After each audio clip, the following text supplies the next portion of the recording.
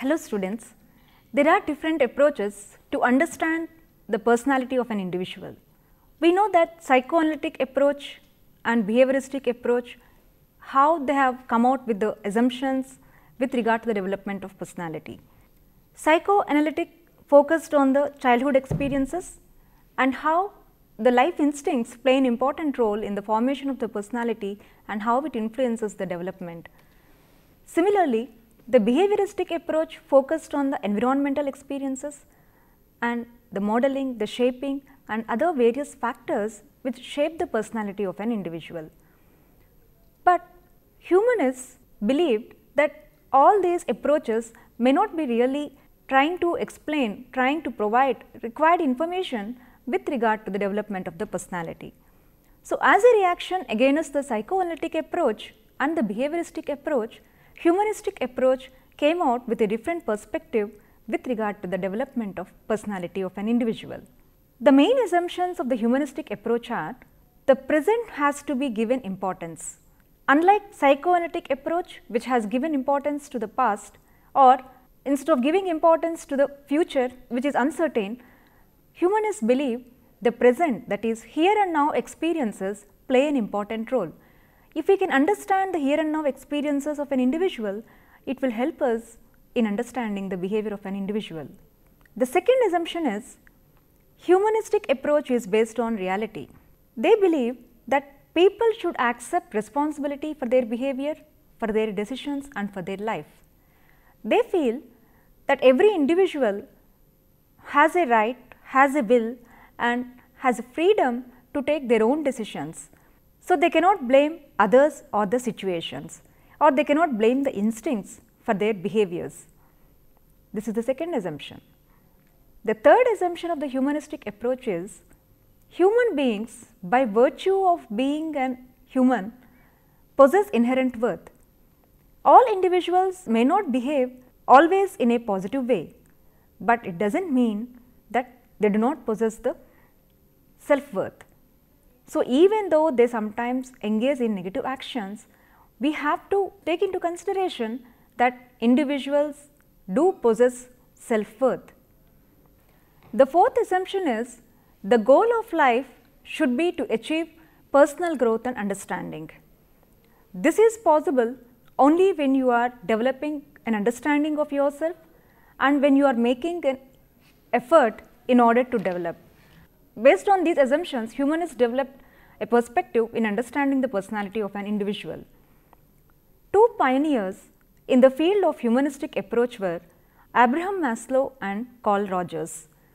With their own concepts, they tried to present the personality of an individual in a positive side and also explain what are the various factors that influence the development of the personality.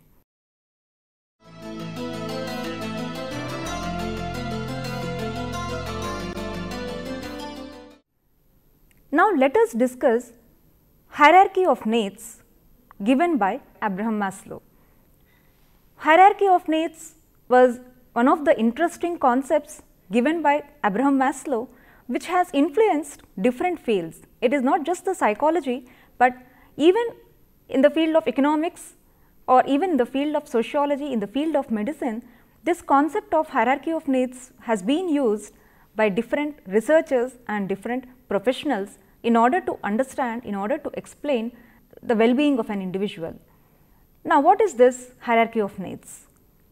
The basic premise behind this hierarchy of needs is we are born with certain basic needs. Unless these basic needs are met, we cannot go forward in the life. So, all these needs are presented in the form of an hierarchy. At the basic level, the initial needs are propounded. Once these needs are met, the higher level needs will be satisfied. So, in this particular view, the pyramid indicates the first level needs are the physiological needs. Maslow believes that these basic needs, which are called physiological needs, these are very important for the survival. Without satisfying these needs, if you are going to develop in the hierarchy, it is difficult to sustain or keep ourselves in that particular ladder. So, physiological needs like food, clothing, water, oxygen, these are very much essential for survival. Once these needs are met, we will think of the second level needs called as need for safety and security. Once the basic needs are met, we strive to think of getting the security from the people around, and also we try to see ourselves a place in the world where we can be free from any harm. So, in order to get the feeling of this safety and security, we try to get the support of the people around us. These are called second level needs. Once the safety and security needs are met, we think of third level needs, and these are called need for love and belonging. It is not just sufficient if we have just the physiological needs met and the safety and security needs. Naturally, we have to think of love and affection. We want to be loved, we want to be accepted by the people around, by the family, by the friends. It is not only getting the attention, love and affection from others, we also want to share the same feelings towards the others. So, these needs are given importance now once the lower level needs are met. So, here at this level, once the feelings of love and affection were fulfilled, the person thinks of the next level needs called esteem needs. Self-esteem needs refers to how the individual feels about himself, the kind of the respect that he feels about himself, the kind of the respect that he wants from the others, and he wants a place in the world that he is fit into the world and that he is accepted and he is regarded by the people around. At this time, he also thinks of moving up in the career, wants to accomplish certain standards which he has set, and wants to fulfill whatever he wants to in the life. Once these esteem needs are met, the next level needs are self-actualization needs. Self-actualization is the highest level need. It is very difficult to reach towards this particular level. Sometimes few people reach this particular level, but they may not be able to sustain themselves there. So, very few people will be self-actualized. Now, what is this concept of self-actualization? Self-actualization refers to understanding oneself. It is not just the superficial understanding, but the basic deep understanding of oneself.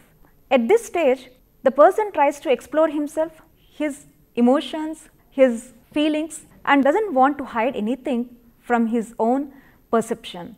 He accepts himself from what he is, how he is behaving. And at this level, he tries to use maximum of his energies for the benefit of the society rather than using his inner potentials for his own benefit. So, at this level, he accepts the people around without having any negativity or any hatred towards the people. Even if he has, he just accepts and analyzes the things. So, there is a deep understanding of oneself at this level, and maximum energies he will be utilizing for the benefit of the society rather than for one's own benefit. So, very few people have reached this self-actualization, and psychologists mention some of the historical figures as self-actualizers. If you take India, Mother Teresa, Mahatma Gandhi were considered as self-actualizers. Of course, Swami Vivekananda too, who have used their inner capacities and potentialities to create awareness among the people on various aspects and to educate them on different aspects, on various facets of the life, providing them certain knowledge regarding various aspects. Similarly, if you look abroad, Abraham Lincoln, Edison, Jefferson were considered as some of the examples for self-actualizers. Originally, when Maslow proposed the hierarchy of needs, these are the different stages, but later on he extended other needs like cognitive needs and aesthetic needs immediately after the esteem needs, and similarly he added one more step after the self-actualization, that is transcendence. However, the originally proposed hierarchy of needs was much popular among the professionals and the students of the psychology rather than the extended model. Now, let us see what are the characteristics of self-actualizers. When we say very few people master the concept of self-actualization, very few people reach this hierarchy, reach this stage of the hierarchy. Let us see what are the characteristics. The first characteristic is awareness and acceptance of themselves. Another characteristic of self-actualizers is openness and spontaneity. The third characteristic is the ability to enjoy work and see work as a mission to fulfill. Similarly, self-actualizers also have the ability to develop close friendships without being overly dependent on other people. They possess a good sense of humor. Self-actualizers have the tendency to have peak experiences that are spiritually or emotionally satisfying. These are some of the characteristics of self-actualizers. Everyone can strive to reach this particular stage. Everyone can master it. It all depends upon the effort that is made by an individual. But unfortunately, very few people have the capacity to reach this particular stage. And another feature of this hierarchy is there is no guarantee that if basic level needs are met and if we are moving forward in the hierarchy, we will be able to move further. At any point of the time, we may move from one particular level to the downwards. That is, instead of going from esteem needs towards self-actualization, we may move downwards from esteem needs to the physiological needs. It may happen because of the circumstances, because of the personality factors. So, Maslow classified these needs, these hierarchy of needs into two types: G needs, that is growth needs, and D needs, that is deprived needs. If we are moving ahead from one level to the other, we can say we are in search of G needs. When we move downwards from one level to the other, that we call it as D needs, that is deprivation needs. So, this concept of hierarchy helps us to analyze at any point of time in the life where we are, what is that we can do to move forward, or why we have sustained for a longer time only at one particular stage, but we are not moving ahead. So, this analysis helps us to think over and deal with the life situations to move forward in the hierarchy. This is called hierarchy of needs, which helps us to understand the personality of an individual.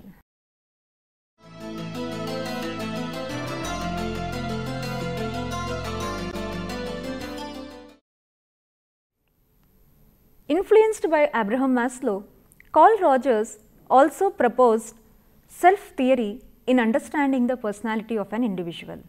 Central to the development of personality of an individual is the concept of self. What is this self?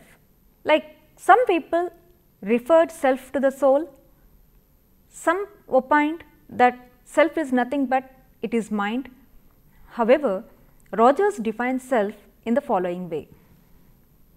Self-concept is defined as the organized, consistent set of perceptions and beliefs about oneself. Rogers believed that individuals are aware of their self-concept. The self-concept can be positive, the self-concept can be negative, the self-concept can be high, the self-concept can be low. Which level of self-concept we have formed, that depends upon once again the childhood experiences. So, what sort of self-concept we have formed, that depends upon the formation of experiences and how we are interpreting these experiences. That is, experiences and evaluations of the experiences play a vital role in forming our own self-concept. Self-concept is unique to each individual because experiences of the individual differ. There are different components of the self-concept. The first component of self-concept is self-esteem or self-worth. It refers to the evaluations which we have about ourselves. Are we considering ourselves as successful or are we considering ourselves as failure? So, what sort of a self-esteem we formed depends upon our own perceptions towards our achievements. Self-esteem sometimes is also influenced by how we are evaluated by the people around in our interactions with them, especially interactions with the parents, significant others, and society at large will also influence in evaluating positively or negatively. The second concept of self-concept is self-image. How you view yourself as an individual. This self-image especially focused on the body image of an individual. So, the body image of an individual also influences the psychological health. Suppose if an individual feels that he has a good self-image, that is, he looks handsome or she looks beautiful, naturally that influences in the formation of a healthy personality, like feeling confident, feeling esteemed, feeling worth. But suppose if the person feels that he is not handsome or that she is not beautiful, naturally that may influence the personality of the individual also. The way they look at themselves will be influenced. Another component of self-concept is ideal self. Ideal self refers to what we would like to be, how we want to be. Every individual has some image of where he wants to achieve, how he wants to look. In reality, we may be different, but every individual strives to reach that ideal self. So, these are the different components which influence the formation of our self-concept. So, Rogers believed there are basically two selves, like real self and ideal self. Real self is influenced by our self-esteem, our self-image and our self-worth. Ideal self is what we would like to be. If there is compatibility between what we are and how we want to be, naturally the personality of an individual will be in a healthy manner. That is, the personality is developing in a productive way, in an organized way.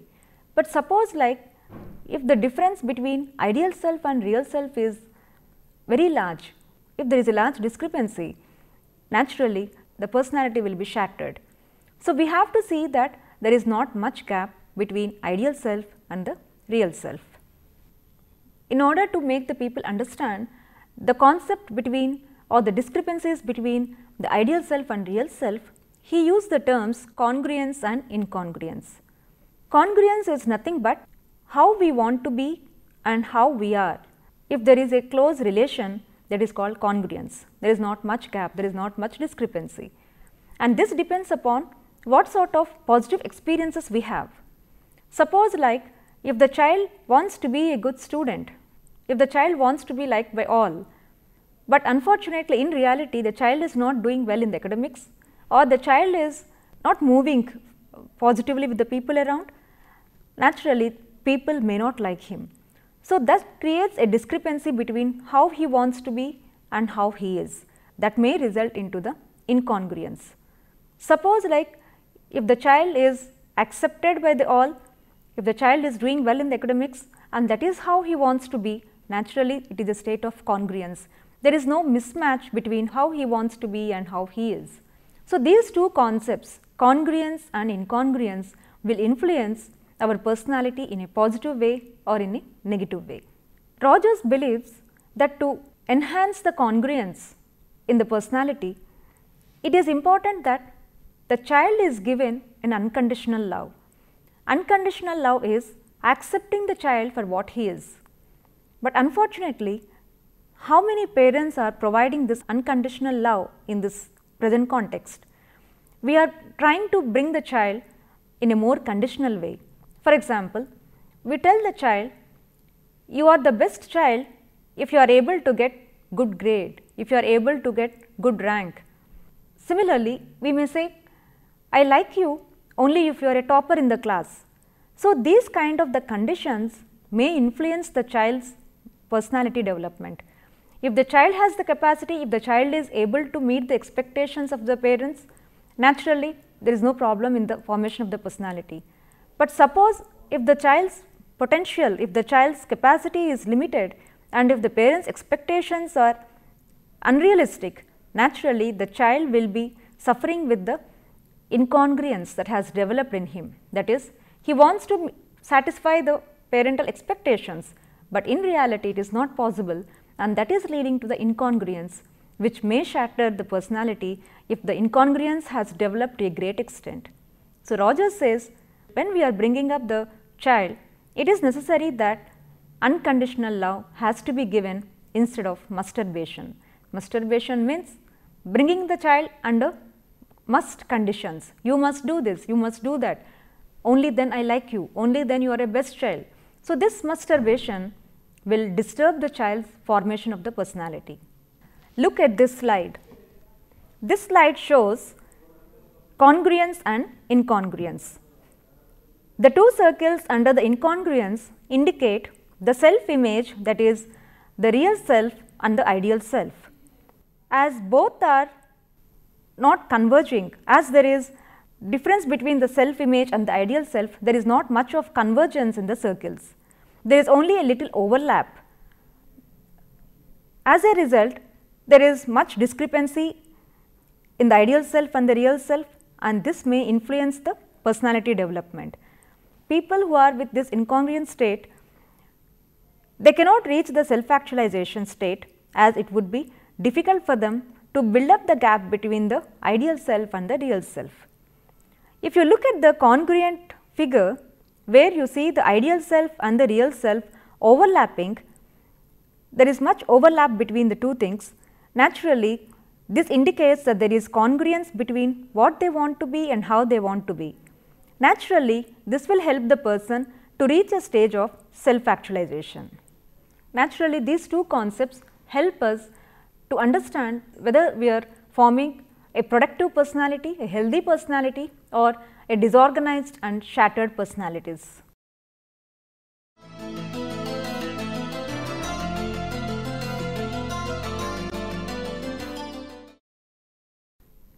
Rogers believed that a child has two basic needs. One is self-worth and the other is unconditional positive regard.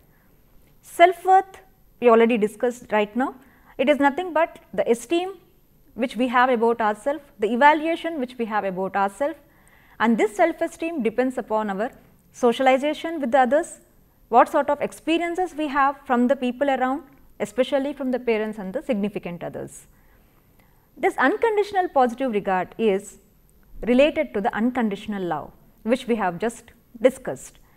So, accepting the person for what he is, that is the most important aspect to make the person, to make the child grow in a healthy manner. So, when you provide the unconditional positive regard, the child will be blossom like a flower. But unfortunately, if we are bringing the child under the different conditions, there will be a state of incongruence. So, Rogers believes provide the child with unconditional positive regard and self-worth, definitely there will be a productive personality of a child rather than a shattered personality. However, we can say that self-worth is not stable, it is very dynamic. It may range from one level to the other level, that is one extreme it is very low, the other extreme it is very high. As the life experiences change, the self-worth of an individual will also be subjected to change. So, we have to analyze our experiences if we are feeling low of our self-esteem. What sort of experiences is affecting our self-esteem? So, this self-worth will also help us to perceive where we stand, what is that we have to encounter in the life, is there anything that we have to change in our personality. People with high self-esteem will be confident, will be able to accept the life as it is, and will also be able to handle in a more efficient manner. On the other hand, people with low self-esteem will be frustrated, will be disappointed easily, and they are not ready to take any challenging decisions or risky decisions.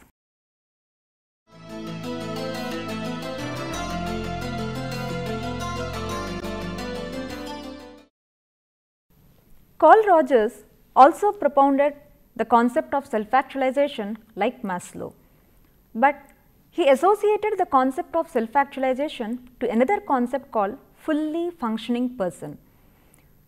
Rogers also believes that everyone is capable of being self-actualized, but very few people will be known as fully functioning individuals. The reason is being fully functioning is not an end, it is a process, it is an ongoing journey. So, we have to strive throughout the life to be a fully functioning individual. A person who can be claimed as fully functioning individual will have the following characteristics. The first characteristic is openness to experience, that is, they are ready to accept whatever their life situations are without regretting about the past, without worrying about the future. They do not want to analyze as positive or negative. The second characteristic is existence in life. Existence in life is accepting the situations as and when they are arriving rather than brooding over their experiences. The third characteristic is trust feelings. Trust feelings means accepting our gut feelings, accepting our negative feelings, accepting our ambitions, goals as they are. We also have the trust about our own decisions and that we are taking the right decisions. This is another characteristic of fully functioning individual. Creativity is another characteristic of a fully functioning individual. People with fully functioning trait will claim that they are able to take creative, novel and riskier decisions. They are able to take even the negative situations as a challenging way. Rogers claims that fully functioning individuals can be called as high achievers in the society. They can balance, they can take risky decisions and they accept the reality as it is without repenting about the past experiences or brooding over the negative experiences. These concepts can also be used in providing a treatment to the clients. That is, it can be used as a therapy. Whatever concepts he has explained, those concepts he says will be beneficial in treating the client who comes with the psychological disorders or psychological problems. He feels if the core conditions are provided by the therapist like unconditional positive regard, genuineness, empathy and disclosure by the therapist, definitely the client will be able to handle the situations and deal with the life in a more effective manner. The basic premise of this called Rogers therapy, known as person-centered therapy or client-centered therapy, is the client is aware of his own situations, the client is aware of his own problems and he is also capable of handling his situations, but only thing is he needs some guidance, he needs a facilitating atmosphere which can be provided by the therapist. So, according to Rogers, people who follow the humanistic approach can facilitate a better change in the personality of an individual either within the therapy or outside the therapy if we can follow these assumptions. However, there are certain limitations for this perspective, that is humanistic perspective.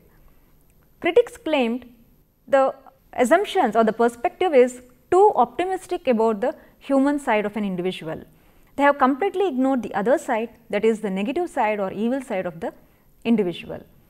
The second criticism is it is too subjective, that is certain concepts like self-actualization, they are very vague, they cannot be tested upon, and some claimed probably these are personal ideals and values of Abraham Maslow and Carl Rogers rather than the actual tested concepts. However, despite these limitations, we can say the present counseling approaches or the counseling therapies or treatments based on the humanistic perspective developed by Rogers. So, we cannot ignore the positive side of the humanistic perspective. We can say that humanistic approach itself will not be sufficient to bring about the change in the individual, but definitely it helps us to facilitate growth and change in the behavior of an individual.